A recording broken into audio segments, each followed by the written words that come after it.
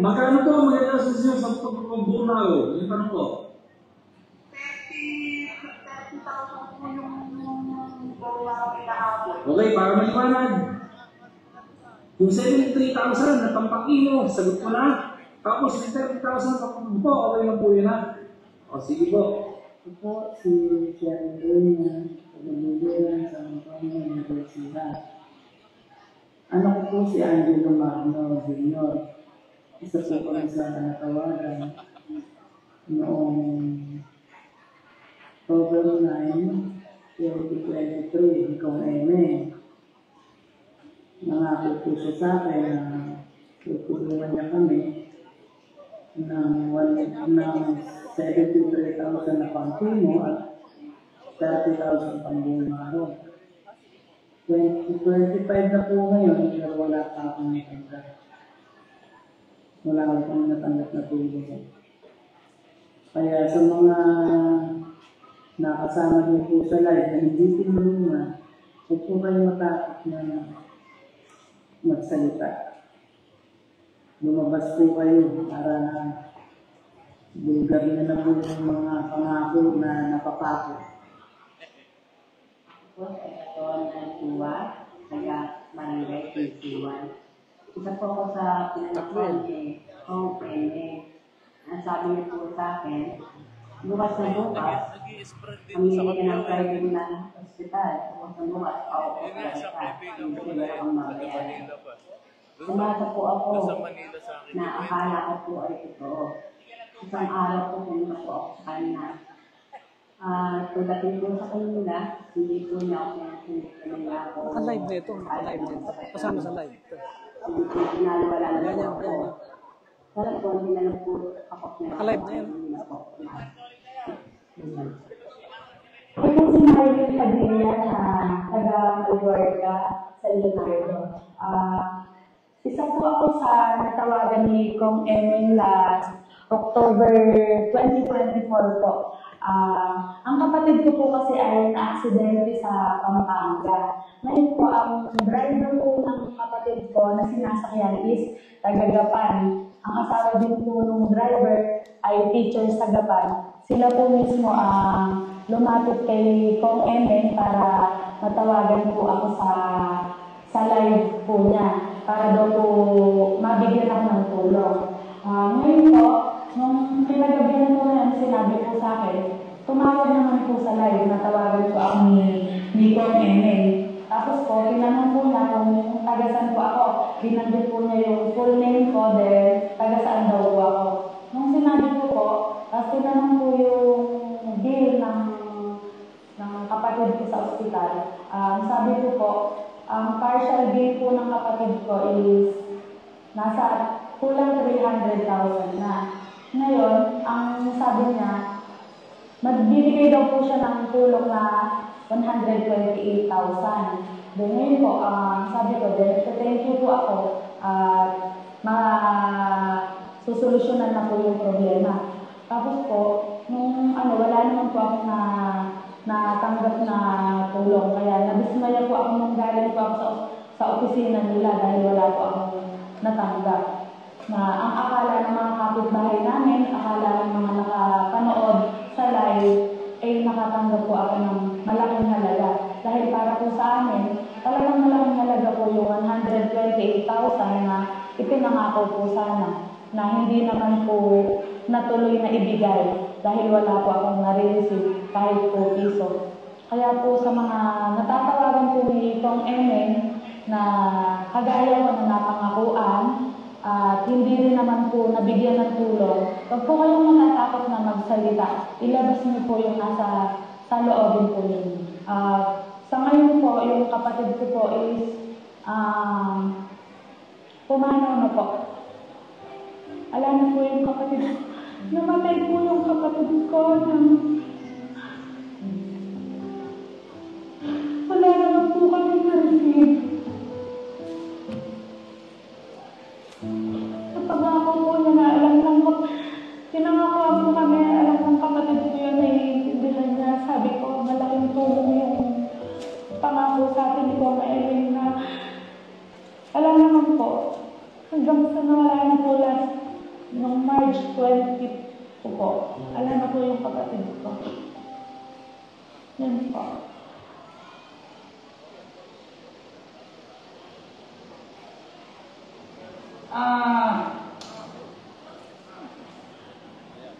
Gusto ko ibalita sa inyo na magbuhat po ngayong araw na ito, hindi na po pwedeng tumulong sa lahat ng private hospital sa buong Pilipinas.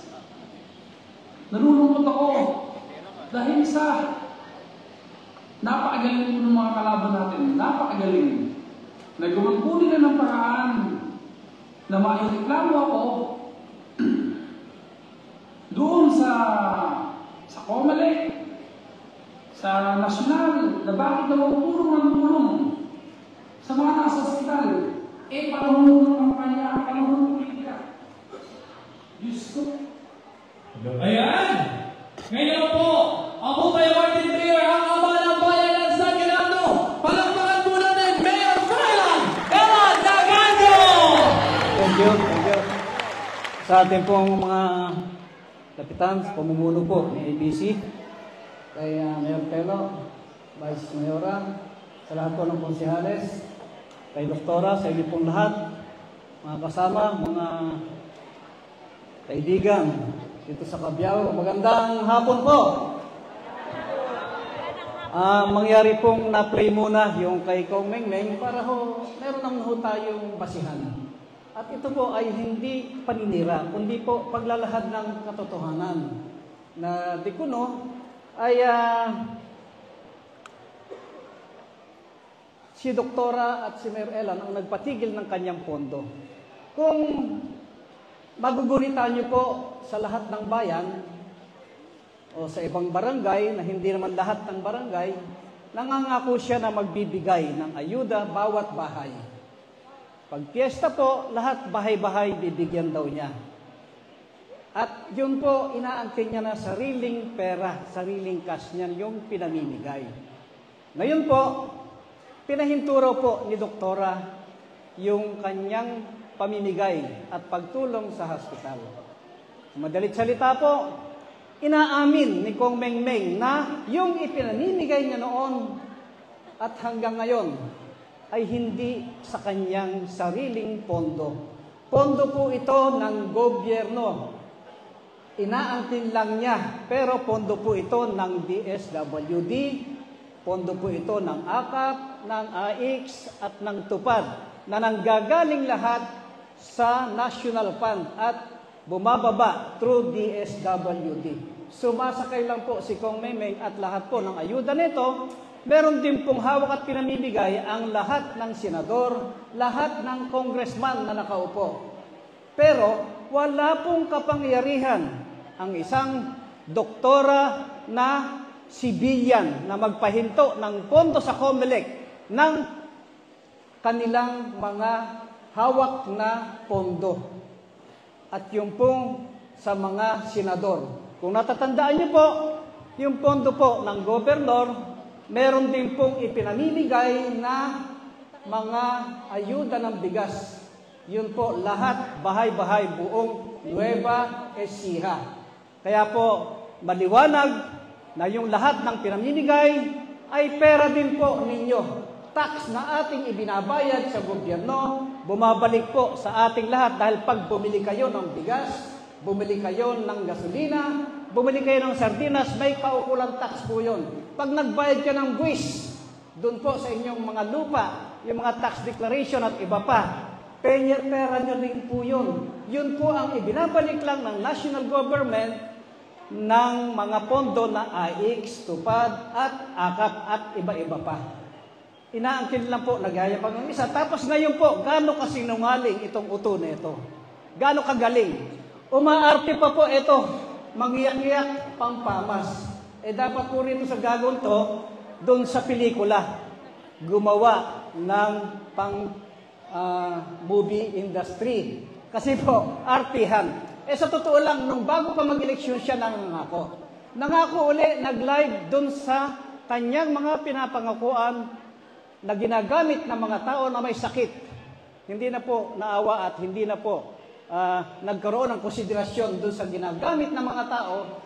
Hala, ilalive mo, pangangakuan mo, may sakit na iyong bibigyan. Ito po, living testament ng mga mismong pinangakuan na yung kanyang mga nakalive noon, magmula po noong 2020, 23, 24, hindi po totoo lahat. Scripted lang.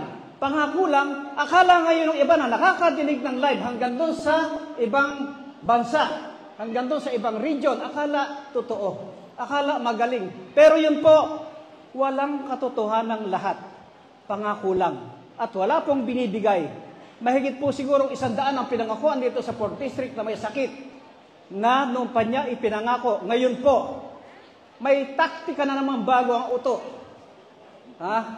Ang taktika po niya, diversionary tactic ho ang tawag doon, iniiba niya ngayon yung kanyang dialogo. Nakasalanan daw ni Mayor Elan, kasalanan daw ni Doktora, kaya hindi na siya makakatulong sa ospital. Gaano ka orat ito, ano? Abay, kung meron siguro pinakagago dito sa buong distrito, baka siya na yung number 1. Sinungaling, pangako, tapos bigla mong ililiko yung iyong pangatwiran at babaliin mo yung batas. Gumagawa ito ng batas kahit na nga nagbubutas lang doon ng bangko. Pero naiintindihan ho niyan, inililigaw lang ho ang distrito upang yung hindi niya pagtupad doon sa kanyang mga pinangakuan ay hindi po siya masisi.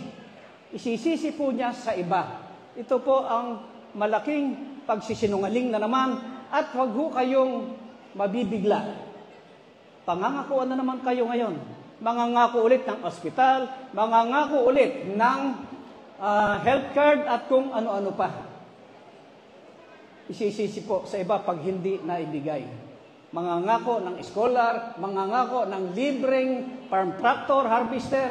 Yun po, pangakong napako. Kaya po sana mga kaibigan, mga kasama, yung pong ganyang tao, hindi po parehas.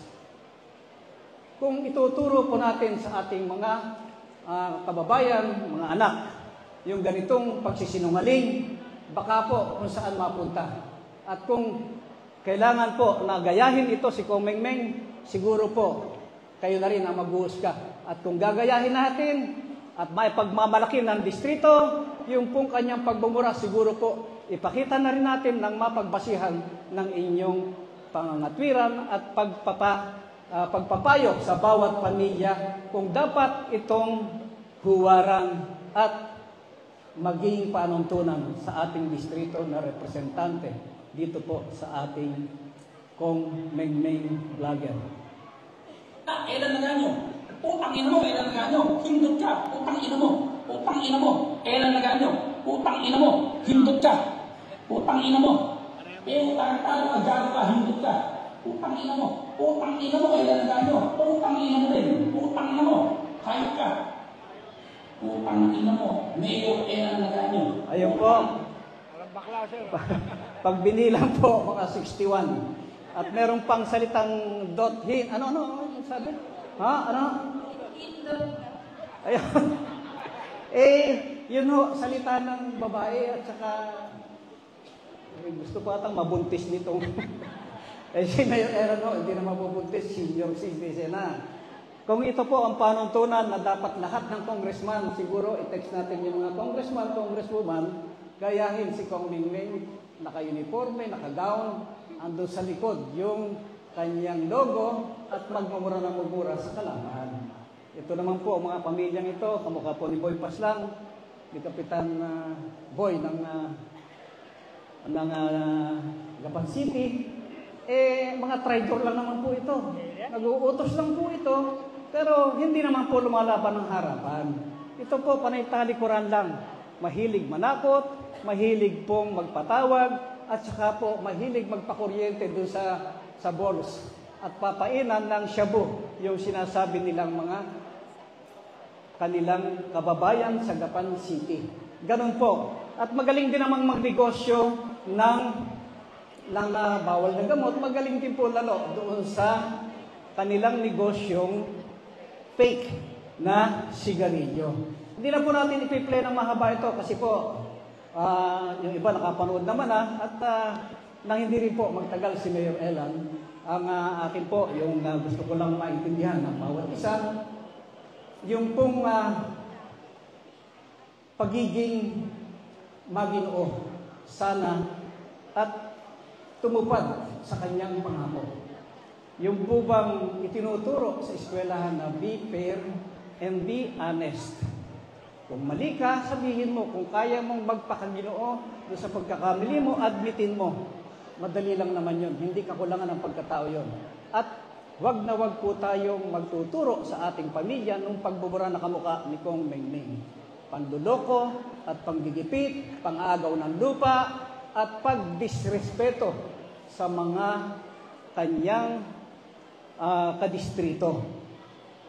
Kay Doktora po, sigurado kayo, hindi kayo makakadinig ng ganitong pagmumura at pag-uugali, at nakasisiguro kayo, hindi kayo aagawan ng lupa na kamukha ng ginawa sa Minalungaw, Nakabaklay, doon po sa General Piño at sa Pambuanga, Gapan City. Hindi po kailangan mang-agaw ng lupa, kundi kailangan makipag-usap sa may-ari, bayaran mo kung ano ang kanilang karapatan, pakiusapan mo kung ano ang kayong kailangan, hindi po pwersahan, hindi po patapangan ang pagtakbo sa Kongreso. Ito po ay pakisamahan, pakiusapan. At doon po sa amin, kami po ay nakikiusap sa inyo, buong Cabiao, bayan ng Cabiao, sa ating pong mga kasama, bigyan po natin ang pagkakataong muling makabalik. Doktora Maricel Natividad Laganyo. Maraming salamat po. Magandang hapon sa inyo lahat. Thank you so much, Mayor Elan.